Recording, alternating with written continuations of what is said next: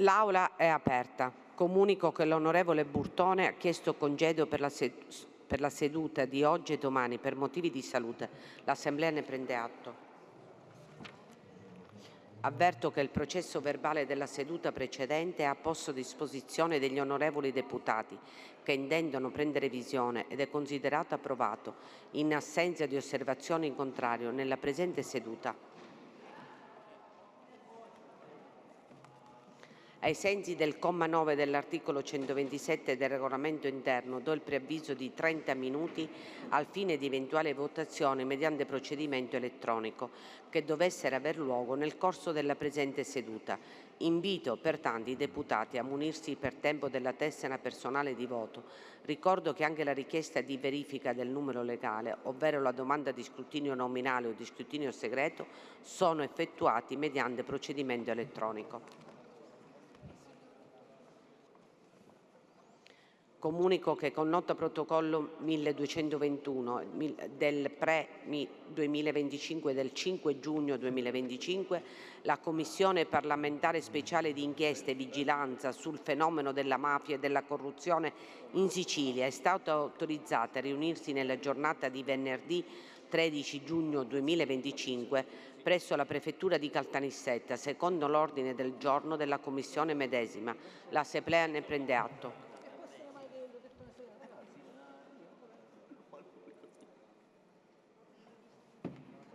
Avverto che le comunicazioni di rito di cui all'articolo 83 del regolamento interno dell'Assemblea saranno riportate nell'allegato A del resoconto dell'odierna seduta.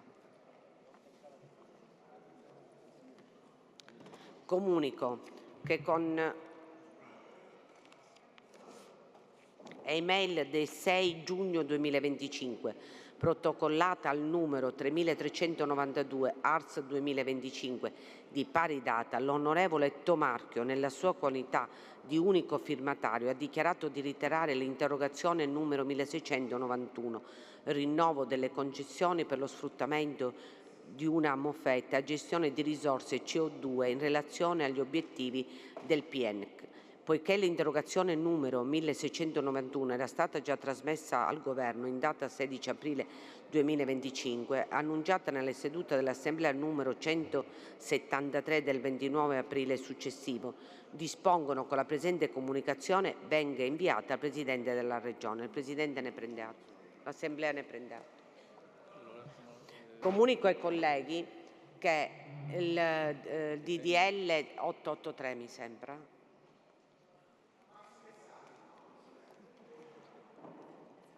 cosa? No. È stato approvato dalla prima commissione. Numero 883, giusto. È stato approvato dalla prima commissione, ma ancora gli uffici non l'hanno trasmesso.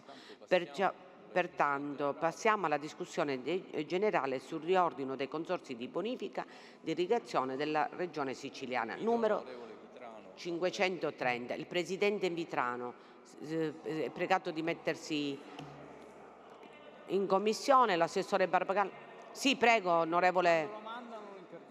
Non l'hanno ancora trasmesso.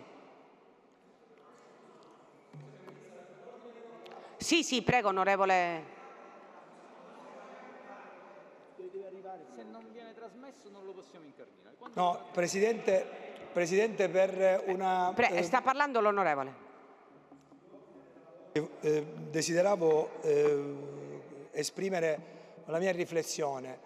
Essendo che domani in conferenza dei capigruppo si è determinato di votare il DDL 883, che sarebbe questo DDL di norme tecniche, e dare il termine degli emendamenti al 20 di giugno sul DDL consorzi di bonifica, io le chiedo, essendo anche in aula, perché la riforma dei consorzi di bonifica è una riforma abbastanza complessa, importante e che secondo me deve essere affrontata in aula da tutti i colleghi, se oggi si incardinano tutte e due le norme, però sulla discussione generale dei consorzi di bonifica venga fatta dopo la presentazione del termine degli emendamenti, che è giorno 20, e oggi facciamo la discussione sul DDL 8.3, essendo la presenza del Presidente Abbate che è qui in aula,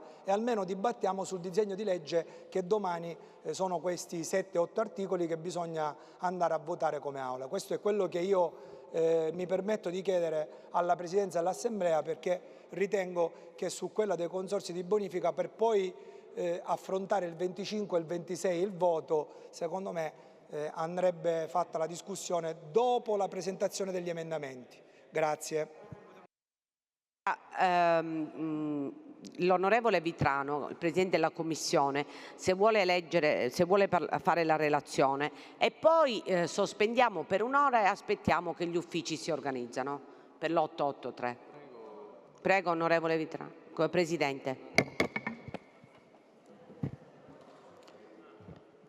Onorevole Presidente, onorevoli colleghi, dopo anni di tentativi finalmente l'Aula potrà esprimersi sulla tanto attesa riforma dei consorzi di bonifica. La relazione è un po' lunga perché abbiamo dovuto sintetizzare 2 anni di lavoro in poche righe. La presente proposta di legge mira a regolare l'esercizio delle funzioni in materia di bonifica e di irrigazione, finalizzati anche alla sicurezza idraulica e alla tutela del paesaggio rurale. L'esigenza e l'urgenza di una riforma del comparto, oggetto da tempo di dibattito, è largamente condivisa dalla generalità dei soggetti interessati, attesa la circostanza che l'attuale condizione dei consorzi ne limita drasticamente la capacità di intervento e l'efficienza. La frammentazione, le molteplici criticità gestionali, l'inefficienza di una rete irrigua ormai obsoleta e le difficoltà nell'impostare una programmazione a lungo termine stanno in concreto compromettendo la capacità di erogazione dei servizi dell'Istituto e ancor più impediscono l'implementazione di quei nuovi interventi di sviluppo ed efficientamento sempre più indispensabili di fronte alla prospettiva ormai attuale del cambiamento climatico. In tal senso non può non menzionarsi come, sulla scorta di dati pluviometrici rilevati nell'ultimo ventennio, gli episodi di prolungata siccità, contraltare di quelli di piovosità estrema, determinano un cresciuto rischio e danni anche molto rilevante alle colture. Rispetto a tale realtà, peraltro condivisa con il resto del Paese, il sistema irriguo siciliano sconta tutte le criticità derivanti dalla vetustà di invase e opere di adduzione e distribuzione, nonché la limitata interconnessione fra schemi irrigui che ne compromettono la resilienza.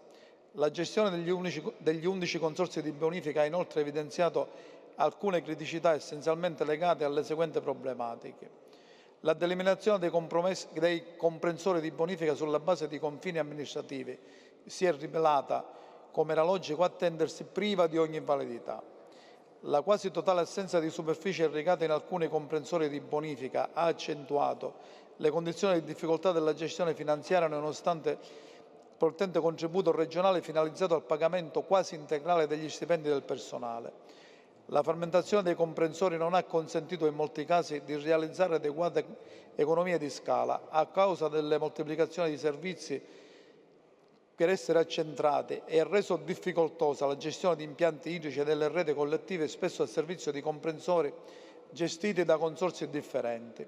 Si aggiunga come gli attuali consorzi, pur con differenze ancora significative e fra le varie realtà, scontino un'elevata esposizione debitoria ed uno squilibrio strutturale di ordine economico e patrimoniale, una cronica difficoltà nel reperimento di risorse, significative carenze strutturali e di personale, in particolare in relazione ai compiti di progettazione e di sviluppo delle reti.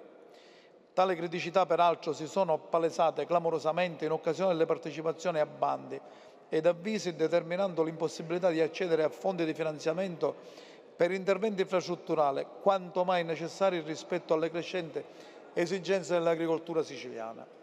Da ultimo, non può non menzionarsi come la riforma dei consorzi di bonifica costituisca uno dei punti espressamente richiamati nell'ambito dell'accordo fra Stato e Regione del 14 gennaio 2021, da perseguire in un'ottica di leale collaborazione nel quadro del perseguimento degli obiettivi di razionalizzazione e contenimento della spesa pubblica. Con la presente riforma si intende disciplinare un nuovo assetto del sistema, anche nella considerazione delle palesi criticità emerse e del mancato completamento del processo di riorganizzazione, operato con l'articolo 13 della legge regionale 28 gennaio 2014 numero 5. di istituzione del Consorzio di Bonifica Sicilia Occidentale e del Consorzio di Bonifica Sicilia Orientale, che hanno accorpato i consorzi di bonifica di cui alla legge regionale 25 maggio 95 numero 45 e i loro rispettivi comprensori. L'obiettivo perseguito con il precedente riordino non è stato mai attualizzato, in virtù della continua ed attuale vigenza di un'anomala gestione transitoria. In particolare, il giusto decreto del Presidente della Regione 648 del settembre 2017 è stato approvato lo schema tipo di regolamento di organizzazione per i due consorzi costituiti, con il quale all'articolo 19 si prevede un periodo di avvio durante il quale gli accorpati consorzi continuavano ad operare secondo i propri atti e documenti vigenti alla data di accorpamento, bilanci, ruole, personale, servizi di tesoreria, programmi triennali, codici identificativi INPS e INAIL. Da ciò è scaturita l'istituzione del menzionato periodo transitorio, con deliberazione dei commissari straordinari dei consorzi di bonifica Sicilia Occidentale e Orientale, che si sarebbe dovuto concludere il 31 dicembre 2018. Con lo stesso atto deliberativo è stato altresì stabilito che durante il periodo transitorio gli accorpati consorzi avrebbero agito mantenendo la propria identità, ma in qualità di mandatari senza rappresentanza, rispettivamente del Consorzio di Bonifica Sicilia Occidentale e Sicilia Orientale. L'operatività degli 11 consorzi a fronte invece del previsto accorpamento è stato oggetto di continue proroghe con deliberazione di Giunta regionale, in ultimo senza soluzione di continuità, giusta delibera della Giunta 275 del 2020. Conseguentemente i consorzi accorpati hanno continuato a mantenere la propria identità e ad operare secondo i propri atti e documenti e relativa programmazione in qualità non meglio definita di mandatari senza rappresentanza dei consorzi di bonifica Sicilia Occidentale e Sicilia Orientale, scatole vuote, privi di bilancio personale, codici identificativi. Alla luce di quanto rappresentato, la previsione contenuta nel presente disegno di legge di costituzione di 4 consorzi di bonifica risulta in linea con gli impegni assunti in materia di coordinamento della funzione pubblica della Regione siciliana sul contenimento e riduzione della spesa corrente. A fronte infatti di 13 consorzi di bonifica, la riforma proposta prevede la costituzione di solo 4 consorzi, per ciascun comprensorio di bonifica e di irrigazione, e la corrispondente liquidazione e conseguente soppressione dei consorzi esistenti. Nella considerazione delle insormontabili criticità riscontrate si prevede conseguentemente la soppressione e la liquidazione dei consorzi di bonifica Sicilia Occidentale e Sicilia Orientale, sulla base di approfonditi studi condotti dal Dipartimento regionale competente e con la presente proposta di riordino si propone pertanto di delimitare 4 nuovi comprensioni di bonifica omogenee e che dovranno essere gestiti da 4 nuovi consorzi denominati Sicilia Nord-Orientale, Sicilia Nord-Occidentale, Sicilia Sud-Occidentale e Sicilia Sud-Orientale.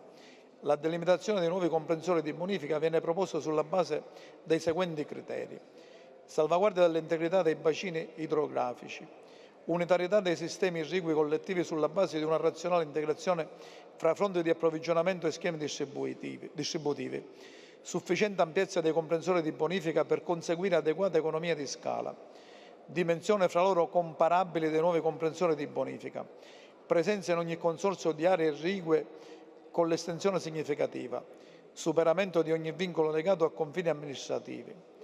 L'istituzione di nuovi consorzi che opereranno su comprensori più ampi consentirà di accentrare servizi attualmente attivati in ogni consorzio, consentire il riequilibrio della distribuzione del personale di campagna, rendere effettivamente unitaria la gestione delle risorse idriche dei comprensori di bonifica con maggiore possibilità di scambio delle risorse disponibili tra bacini irrigatenti nello stesso comprensore e con maggiore possibilità di affrontare le emergenze quali le frequenti siccità. Perseguimento dell'obiettivo dell'autosufficienza economica dei consorzi stessi, con la riduzione e riqualificazione dell'intervento pubblico regionale in direzione dello sviluppo infrastrutturale e di meccanismi di perequazione fra beneficiari in luogo dell'attuale sovvenzione di funzionamento. In tale direzione il disegno di legge riordina gli enti gestori. La presente proposta di legge affronta quindi nel dettaglio i diversi ambiti della complessa disciplina a cui riconosce una polivalenza funzionale volta a garantire la sicurezza idraulica e la difesa del suolo. Il disegno di legge è articolato in 8 capi. Oggetto e finalità, consorzi di bonifica e di irrigazione, organizzazione dei consorzi, contribuzione consortile, funzione e attività dei consorzi di bonifica e di irrigazione, disposizioni transitorie liquidazione dei consorzi di bonifica e irrigazione e disposizione finale.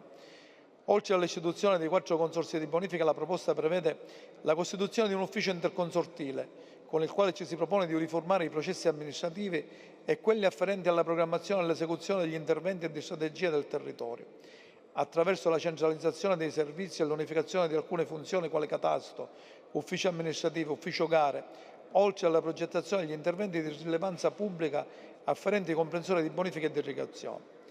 Si introduce il concetto di contribuzione dei consorziati rapportata ai benefici conseguiti all'attività di gestione consortile, necessaria alla loro pianificazione, vigilanza, manutenzione ed esercizio, in aderenza al disposto della sentenza della Corte Costituzionale 19 ottobre 2018 numero 188. In tale contesto si innesta la previsione in positivo del beneficio derivante dagli immobili del comprensorio di bonifica, come presupposto per l'assoggettamento alle contribuzioni consortile.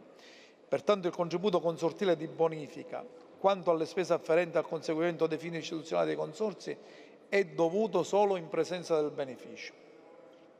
Parallelamente è stata regolamentata la redazione del catasto regionale unico articolato in catasto terreni e fabbricati e catasto regionale irriguo e del piano regionale di classificazione unico, nel quale confluiscono i piani di classifica di ciascun consorzio, che individua sulla base degli indirizzi deliberati dalla Giunta regionale su proposta dell'assessorato regionale all'agricoltura, dello sviluppo rurale e della pesca mediterranea i benefici derivanti dalle opere pubbliche e di bonifica e di irrigazione. Stabilisce i parametri per la quantificazione dei medesimi e determina i relativi indici di contribuzione, definisce con cartografia allegata il perimetro di contribuenza, con l'individuazione degli immobili soggetti al pagamento dei contributi consortili in ragione dei benefici conseguiti all'azione di bonifica e di irrigazione. In aggiunta ai compiti istituzionali propri del Consorzio di bonifica, si prevede di affidare agli stessi funzioni, in collaborazione con le autorità competenti, in relazione agli interventi mirati alla tutela delle acque utilizzate a scopi irrigui e al risanamento dei relativi corpi idrici, all'espletamento delle funzioni regionali in materia di difesa del suolo, come previsto nell'articolo 62 del decreto legislativo 3 aprile 2006 numero 152, al fine di realizzare gli interventi di riqualificazione e di manutenzione straordinaria delle opere di bonifica e di irrigazione idrauliche finalizzate alla prevenzione del rischio di dissesto idrogeologico e del rischio di desertificazione mediante appositi accordi di programma e convenzione con enti locali e altri soggetti pubblici interessati, alla realizzazione e cura della manutenzione dei percorsi ecologici di viabilità lenta legata alla rete idraulica superficiale, alle attività dirette al riutilizzo di scopi irrigui delle acque reflue e di quelle meteoriche, alle attività di manutenzione ordinaria e straordinaria delle reti stradali rurali e interpoderali, la cui titolarità viene trasferita ai consorzi della rete di elettrificazione rurale e di quella degli acquedotti rurali esclusivamente di natura pubblica. Per lo svolgimento delle elencate attività viene previsto l'impiego e la valorizzazione del personale turnista in servizio di cui all'articolo 30 della legge regionale 25 maggio 95 numero 45, all'articolo 1,2 della legge regionale 1 febbraio 2006 numero 4, all'articolo 1,1 e 2 della legge regionale 28 giugno 2010 numero 14 e di quello di cui all'articolo 30 della legge regionale 28 gennaio 2014 numero 5. In tal modo si procede alla riqualificazione del predetto personale e si garantisce un utilizzo proficuo e continuo dello stesso nell'ambito del quadro unitario degli interventi di risanamento e prevenzione ambientale. Nell'ambito della realizzazione e manutenzione delle opere di bonifica e irrigazione di interesse pubblico, si regolamenta l'approvazione del Piano generale di bonifica e di irrigazione e di tutela del territorio rurale, che definisce il quadro generale, le criticità e le prospettive di sviluppo del sistema di bonifica e di irrigazione del territorio rurale siciliano, l'identificazione dei principi di intervento da realizzare specificando tempi ed entità di massima delle risorse occorrenti, le modalità di coordinamento con gli altri strumenti di pianificazione vigente con particolare riferimento agli atti di competenza delle autorità di bacino e del distretto idrografico della Sicilia. Il piano generale ingloba i piani comprensoriali di bonifica e di irrigazione e di tutela del territorio rurale, articolati per ciascun comprensore di bonifica e di irrigazione. Vengono individuate le modalità di reperimento dei fondi necessari per la realizzazione delle funzioni assegnate ai consorzi Se per un verso i contributi dei consorziati, così come definiti nell'articolo 21, sono destinati alla copertura delle spese di funzionamento del Consorzio e delle spese di esercizio e di manutenzione delle opere di bonifiche e dell'esecuzione di eventuali opere ad esse funzionali in conformità alla legislazione vigente. Per altri aspetti intervengono i finanziamenti previsti nel quadro delle azioni comunitarie, nazionali e regionali, nel cui ambito rientrano gli interventi affidati ai consorzi. In tale contesto non possono che reintegrare gli oneri relativi alla progettazione e realizzazione di opere pubbliche destinate all'esercizio dell'attività di bonifica e di irrigazione necessarie alla realizzazione degli interventi della stessa connessi, come definito dall'articolo 2 della presente legge, e alla progettazione e realizzazione delle opere di completamento, adeguamento funzionale ed ammodernamento delle stesse previste nel piano regionale di bonifica. Alle opere di accorpamento e di riordino, così come previste dal piano regionale, alla manutenzione straordinaria delle opere di bonifica idraulica, al ripristino delle opere pubbliche di bonifica e irrigazione danneggiate o distrutte da eventi naturali, eventi eccezionali o avversità atmosferiche, anche da eseguirsi in regime di somma urgenza, nonché di tutte le rimanenti opere dichiarate urgenti e indifferibili. Parimenti al medesimo assessorato regionale, anche in vista delle funzioni aggiuntive assegnate a tale tipologia di personale, è autorizzato a erogare il contributo per la proroga dei contratti di lavoro e per le garanzie occupazionali del personale di cui all'articolo 22,3 della presente legge. Tale compartecipazione finanziaria in attuazione delle disposizioni di cui al comma 5 dell'articolo 34 della presente legge e fino al completamento del transito del personale dei POV degli istituenti consorzi di cui ai commi 3 e 4 del medesimo articolo viene versata dall'amministrazione regionale in apposito conto corrente vincolato alle medesime finalità, acceso all'atto dell'insediamento di ciascun commissario liquidatore dei singoli consorzi accorpati ai fini dell'articolo 13 della legge regionale 28/2014 numero 5 e posti in liquidazione. Il disposto di cui all'articolo 33, con il quale è previsto che nei periodi di siccità a seguito di dichiarazione dello stato di emergenza è assicurata dopo il consumo umano la priorità all'uso agricolo delle acque. La Regione in tale ipotesi provvede a erogare ai consorzi le somme eventualmente trasferite dallo Stato per tale finalità integrate, se necessario con proprio stanziamento. La disciplina di cui all'articolo 34 sull'invarianza idraulica e l'articolo 35 sui contratti di fiume, di foce e di costa. Si declina l'operatività delle nuove entità giuridiche scandendo i percorsi diretti all'approvazione dello statuto e dei regolamenti di organizzazione, funzionamento e amministrazione tipo di ciascun consorzio. Inoltre si prevede la nomina di 4 commissari straordinari dei consorzi della Regione Siciliana con il compito di assicurare la gestione ordinaria degli enti fino alla costituzione degli organi dei consorzi. Questi devono essere convocati non oltre 90 giorni dall'adozione da parte dei commissari dello Statuto e dei regolamenti di organizzazione, funzionamento e amministrazione. Si prevede altresì la predisposizione del piano di organizzazione variabile, POV, di ciascun consorzio che tenga conto del raggiungimento dei limiti di età per il collocamento in quiescenza per il personale dipendente determinando il numero di dipendenti, distinti per qualifica necessarie per l'assolvimento delle funzioni istituzionali dei consorzi in aderenza alla giurisprudenza costituzionale sul tema, vedi Corte Costituzionale 267 del 2010. Il personale a tempo indeterminato e determinato in servizio alla data di entrata in vigore della presente legge presso i consorzi di bonifica e irrigazione posti in liquidazione a seguito dell'approvazione dei POV nel rispetto delle discipline speciali di settore transita nei nuovi consorzi.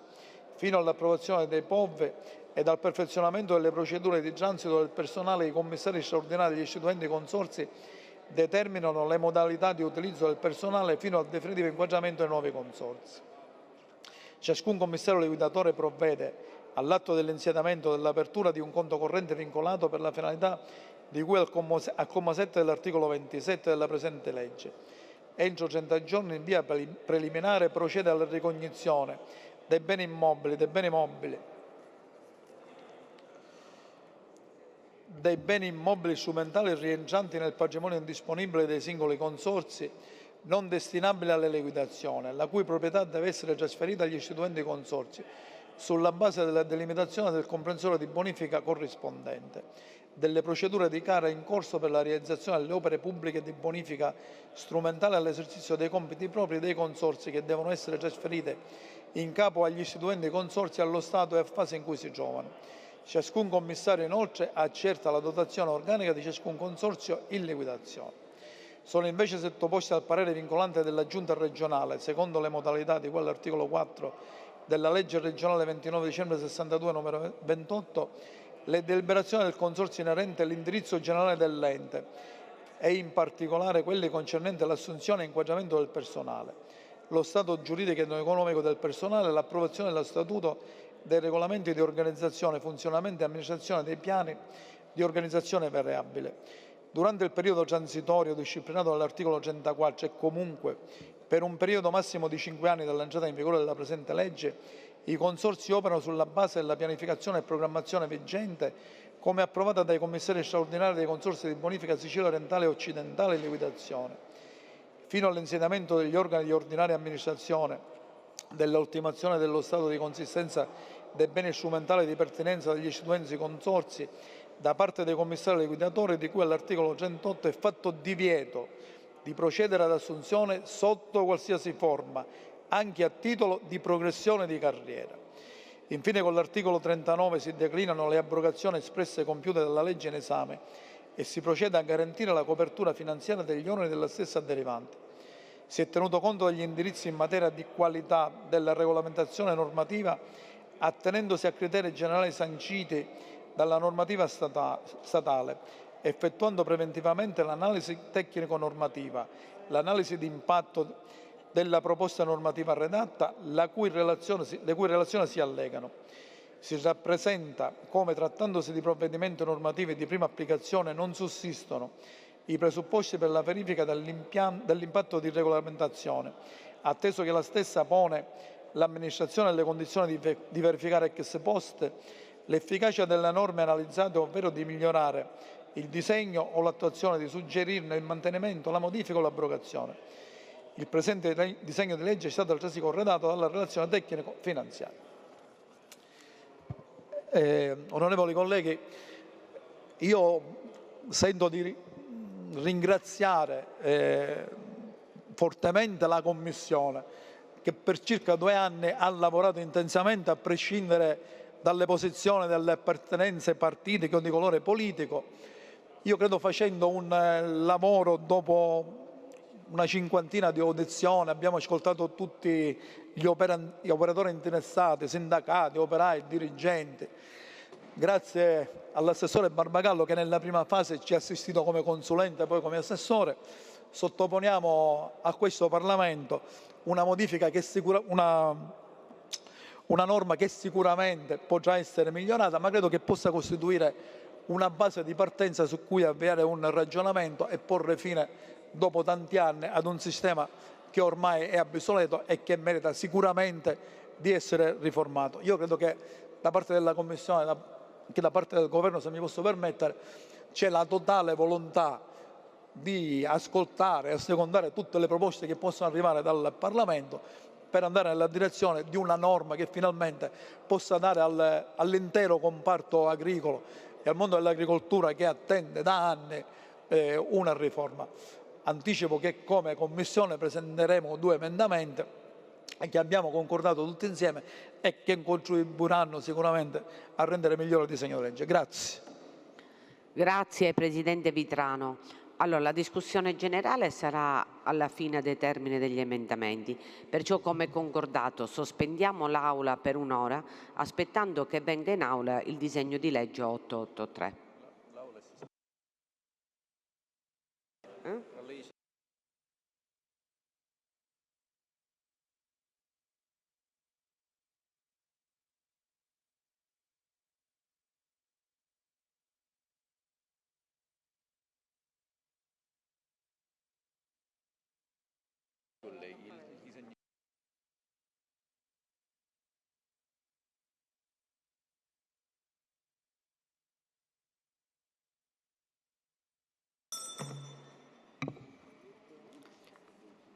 Onorevoli colleghi, prima della discussione generale che il Presidente della Commissione inizia e fa la relazione, comunico che gli articoli 12 e 17 del disegno di legge 883A, virtualizzazione della Gazzetta Ufficiale della Regione Siciliana e modifica di norme, sono trasmessi alla Commissione Bilancio per la verifica degli effetti finanziari e potranno essere esaminati dall'Aula solo a seguito del parere favorevole della medesima Commissione. Al tal fine la Commissione Bilancio è autorizzata a riunirsi nella giornata di domani, mercoledì 11 giugno 2025. Se la Commissione dovesse dare parere negativo, questi due verranno ritirati. Prego Presidente della Commissione. Onorevole Abate.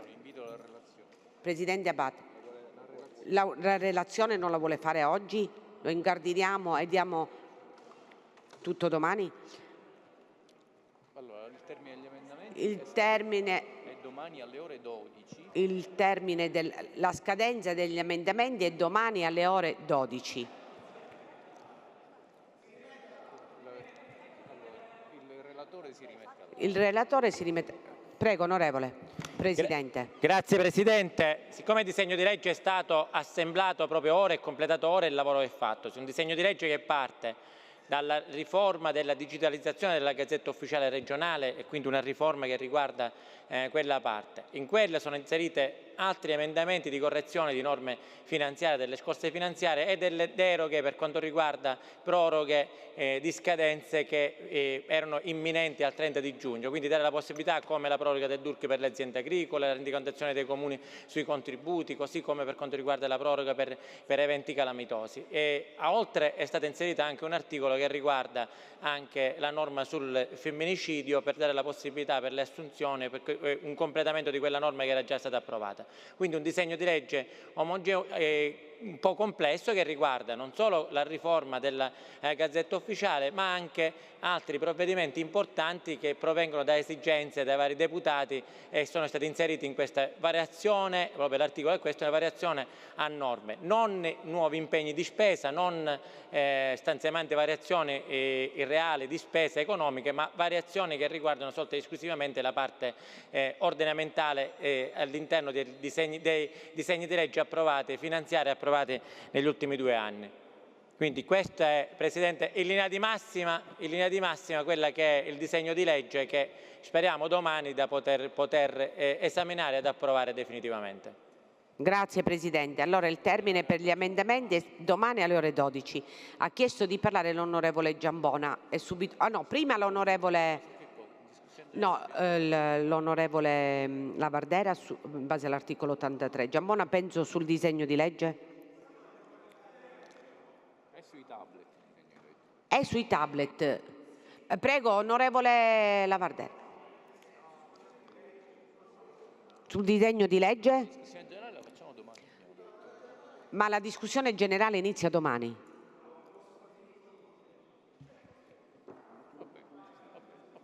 Prego, onorevole Lavardera.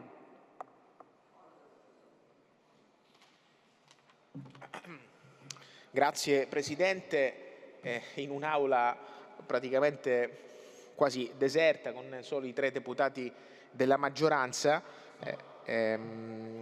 oggi voglio portare alla luce di quest'Aula il servizio clamoroso e incredibile di Report che domenica 8 giugno ha raccontato una vicenda drammatica dal titolo Il grande flop riguardo ai fondi del PNRR. Su 21.000 progetti per un valore complessivo che sfiora il 12 miliardi di euro, il 15%, soltanto il 15% è stato realmente attuato, il resto è bloccato, in ritardo. La cosa incredibile, nello specifico, è stata presa in considerazione la città di Palermo, che ha presentato circa 300 progetti per oltre 413 milioni di euro. Eppure tantissimi di quei progetti sono fermi al palo. L'esempio più grave, nitido, è quello degli asili nido, il cui dei 15 progetti finanziati solo 3 risultano essere completati. La cosa incredibile che racconta il programma Report è come dire, l'ignavia, la completa imperizia rispetto al sindaco di Palermo Roberto La Galla, che è incalzato dalle telecamere di questo programma che svolge un servizio pubblico importante, non è a conoscenza di quello che accade nella sua stessa città. E addirittura in qualche quartiere palermitano un'impresa che si è dovuta fermare nel quartiere Sperone durante la costruzione di quell'asilo nido perché ha ricevuto minacce e intimidazioni mafiose. Quindi noi abbiamo i fondi del PNRR, dei progetti che potrebbero partire e sono pronti per essere attuati, ma che incredibilmente il Comune di Palermo non è in grado di portare avanti, da un lato perché abbiamo intimidazioni mafiose nei cantieri degli asili nido, da un lato perché la scuola in questione è occupata abusivamente da soggetti che non hanno autorizzazione e quindi non sono in grado di poter effettuare i lavori. E incredibilmente il Comune di Palermo rischia di perdere miliardi, milioni di euro dei fondi del PNRR. Allora questo è uno spaccato drammatico che questa Assemblea non può assolutamente non considerare. Perché? Perché ho letto su Facebook qualche collega deputato che diceva ma questa non è competenza della Regione. Falso. Perché al di là della questione relativa al Comune di Palermo, ricordo che il ruolo della Regione siciliana, è bene ricordarlo, secondo il DL 77 del 2011, ha un ruolo fondamentale nella cabina di regia nazionale del PNRR, come previsto da questo disegno di legge. È bene ricordare che la Regione siciliana ha un preciso ufficio di vigilanza e controllo sull'operato degli enti locali, un dovere esercitabile attraverso l'ufficio ispettivo regionale presso il Dipartimento delle Autonomie Locali. Non possiamo quindi, alla luce di questi fatti, restare a guardare. Non possiamo permetterci di perdere questi milioni di euro. Io invoco l'assessore Messina affinché possa far lavorare il proprio ufficio ispettivo, perché rischiamo di perdere dei fondi fondamentali per la Sicilia e il danno, oltre il danno, la beffa di avere per i fondi FSE e FESR speso soltanto il 2%, quindi 2021-2027 abbiamo speso solo il 2% dei fondi FSE e meno dell'1% dei fondi FESR. Ma qua c'è il capolavoro del governatore Schifani, che non solo non spende i soldi, ma nomina qualcosa come consulenti esterni che ci costano 110 milioni di euro, con parcelle giornaliere che addirittura superano i 800 euro al giorno. Cioè noi non abbiamo i soldi, non spendiamo i soldi FESR e FSE, ma nominiamo i consulenti pagandoli a peso d'oro, oltre 800 euro al giorno, per spendere quei fondi e che quindi dovrebbero di fatto lavorare affinché non li possiamo perdere. E quei consulenti pagati a peso d'oro cosa stanno producendo? Che la Sicilia rischia di perdere fondi fondamentali che possono cambiare le sorti di questa regione. E il fatto che in questo momento non c'è neppure un solo assessore del governo Schifani dimostra l'interesse che questo governo ha dei siciliani. Sto parlando delle sedie vuote, non c'è nemmeno un assessore di questo governo ad ascoltare i problemi veri. Abbiamo da un lato la possibilità di poter risollevare le sorti di questa regione perché gli asili nido, la scuola, l'istruzione stanno alla base di una società che funziona. Non avere asili nido, non avere scuole permette alla delinquenza di proliferare, permette ai quartieri difficili di Palermo di continuare a farla da padrone. E in questo caso è brutto da dire, ma la mafia ha vinto rispetto allo Stato. Se un cantiere che deve costruire un asilo viene intimorito, viene intimato dalla mafia e questa azienda è costretta ad abbandonare quel cantiere e nessuno fa nulla, in quel contesto, come è successo nella scuola a Pomara, lo Stato ha perso. Lo Stato non si può permettere di fare passare questi messaggi devastanti. Per questa ragione io ho presentato un'interrogazione, perché di più non posso fare. È vero, il Comune di Palermo dice aspettiamo, ancora abbiamo un anno di possibilità per salvare questi fondi. Ma voi pensate che quello che non hanno fatto in 2 anni lo fanno nell'ultimo anno? Ci sono ancora progetti approvati in cui, se andiamo in questi luoghi in cui devono sorgere gli asili, nemmeno c'è ancora le basi delle fondamenta di quegli stessi asili. Allora questo è vergognoso, grida allo scandalo della incapacità della politica di spendere i soldi, fiumi e fiumi, miliardi di euro dedicati al PNRR, Piano Nazionale di Ripresa e Resilienza, che rischia di trasformarsi in piano di distruzione, di annientamento della Sicilia, altro che ripresa e resilienza. Qua siamo all'opposto del motivo per cui quel piano nasce. Allora io mi rivolgo a lei, Presidente, affinché possa richiamare all'ordine questo governo che oggi non è nemmeno presente in aula per ascoltare questo Parlamento. È come se parlassimo al vuoto, e invece questo non può accadere, perché se c'è qualcuno che non è in grado di spendere i soldi pubblici che riguardano il futuro della nostra generazione, quel qualcuno se ne deve andare a casa con rispetto al ruolo che determina, che sia il sindaco di Palermo in primis e a seguire il Presidente della Regione. Grazie onorevole. Ha chiesto la parola l'onorevole Schillaci. Grazie Presidente, io ringrazio il collega Lavardera che ha messo in evidenza questa vergognosa vicenda che ha lasciato, credo, tutti attoniti con la trasmissione che è andata in onda di Report. Presidente, anch'io sono sorpresa dopo aver visto questa trasmissione, oggi vedere un'aula deserta con nessun rappresentante del governo regionale. Ma prendo la parola per dire, perché lo mando a casa, a chi ci segue a casa, che proprio oggi ho chiesto al Presidente della Commissione antimafia di aprire un'inchiesta, un'indagine urgente su questa vicenda. Noi, come Sicilia, come Palermo, non possiamo permetterci che degli asili nido non vengano costruiti, non vengano riqualificati, ma soprattutto che venga lasciato in asso un cantiere, perché sicuramente è stata estorta l'impresa, dobbiamo accertarlo, perché noi non possiamo permettere che la mafia vinca ancora in questo territorio devastato da anni. Basta! Non lo possiamo più permettere, né possiamo stare in silenzio. Grazie Presidente. Grazie onorevole Schillaci. L'Aula viene rinviata a domani 6 giugno alle ore 11, scusate, 11 giugno alle ore 15. Il termine degli emendamenti alle ore 12. Grazie.